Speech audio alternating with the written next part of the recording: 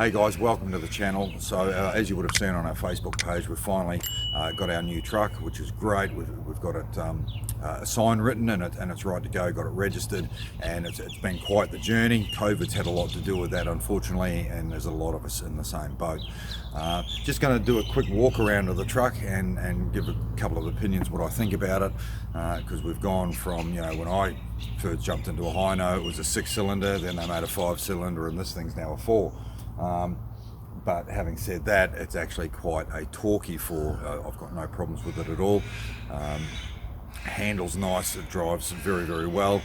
We got AHE to build our back for us, so I'll go through that and a couple of features of their stuff too. So we decided to actually wrap this truck instead of just sign riding it, just for the effect, I suppose. Actually quite like it. It's come up better than I thought it would. A few other little bits and pieces to do. We still need to tint the windows, and you know, things like a dash map. There's a couple of other things I need to fit to the interior to hold the tablet, you know, so we can send jobs through to it and so forth. So still a little, you know, a couple of little knickknacks to get done. And of course up here, we're going to get this rendered, and hopefully that'll happen this week, and so that will be the carry on from the wrap going onto the back there, just to break up the wider bit on the tray. So I really like the new Bullbar that Hino's gone with. It's just so chunky, and yeah, I just love it. We've got the big bar light there. We've got a couple going on the corners here, and so they're all wide and ready to go, so we're going to install them on Monday. Just basically a smaller version of that. The light that this produces is phenomenal.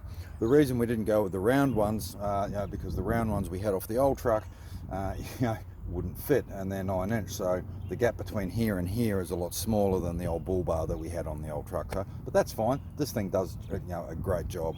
And this down here is our, well, I call it the radar, and you know, it measures the distance between the car in front of you. Plus other stuff, I guess. I haven't really gone through the technical side of things, but the thing about this Bullbar I love the most is these steps. Makes it so much easier to clean the windscreen, and this thing is fantastic. The seat is amazing, so comfy. When I drove it back from South Australia, it was just like I'd driven my car. So very comfortable, and they've made a couple of, well, actually they've made a lot of refinements there. You can see where my coffee is, much better place. Not 100% sold on it, but it's a much better place, whereas the previous cup holder was a lot higher. All new layout in the dash and what have you. So look, overall it's good. It's the interior of a truck.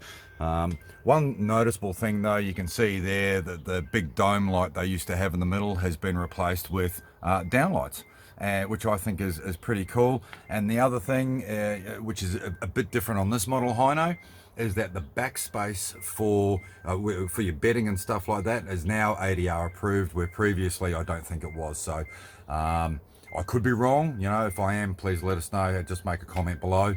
But I'm pretty certain that the previous model Hino did not have an ADR approved backspace to put your head down, whereas this is. So a couple of really nice things that I like about this truck is that everything that you need is on the remote, and everything's fully remote, like the cradle, the tray. It's a 2-speed remote, so basically the harder you press your finger on the remote, the faster it goes, and it also increases the truck revs. The work lights are on the remote, the flashing lights are on the remote, everything's on the remote, and I really like that. It's very simplistic to use, and it's not aggressive like some other trucks, you know, back in the day were. So it's really good to see the advancements in the technology that makes our job a lot easier. One of the best things I absolutely love about this truck is the GPS system. And the main reason that I really, really like this is because you can go into your settings, go into your route preferences, you can pick your vehicle, right, that will give you a maximum top speed, okay, and it also allows you the length, the width, the height, whether you got any trailers on, so we can always add that later, because sometimes we do, you know, we do campers with a car on the back, how many axles your truck's got, you know, what sort of freight, disable U-turns on it. Do you know what I mean? And it's got your gross vehicle mass, so it's gonna, that is really advanced. So how does it drive? Actually drives really well. Yeah, no, it drives really well. Considering what it is, plenty of power, loads of torque. When I drove this thing back from Adelaide, I had my car on the back, and so that's my four-wheel drive. It's about 2,200 kilos, and so if you sort of work out a 200-litre tank, took 146 litres after travelling 650 k's. That's pretty damn good. So yeah, can't complain about that. The only little complaints that I do have are very, very minor. Number one is the drink holder. Look, they're definitely getting there with it, Hino, compared to the old one, as I mentioned earlier. But the other disappointing thing that I found was actually the stereo speakers. The stereo speakers are pretty tinny, considering that the head unit is actually quite advanced. I've got more bass coming out of my backside after a bowl of chili than the speakers have got at quarter volume, and that's kind of sad. So that's about my only letdown. Apart from that, though, I'm loving it, loving every minute of it, and I sort of can't wait to get another one.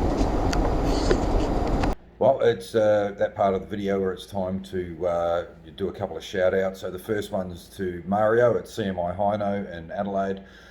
Absolutely great service, great guy, and just very, very straightforward.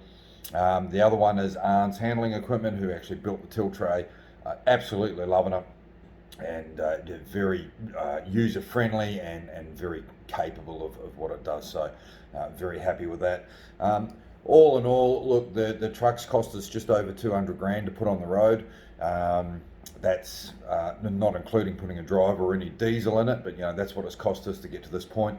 And that's where your money goes. Like, when we charge for our tows, whether they be accident rates or trade rates, we reinvest back into the company. Like, you may remember that we had a bit of an incident last year where we wrote our old tilt tray off. And so we opted, and quite rightly so, to get a brand new one because that's how we reinvest in our company. We can't afford to have us break down when we're responding to you breaking down. So that would just be bad. So anyway, look, a couple of shout outs there. Links in the description down below for both CMI Hino and AAG if you're looking to build a tilt tray.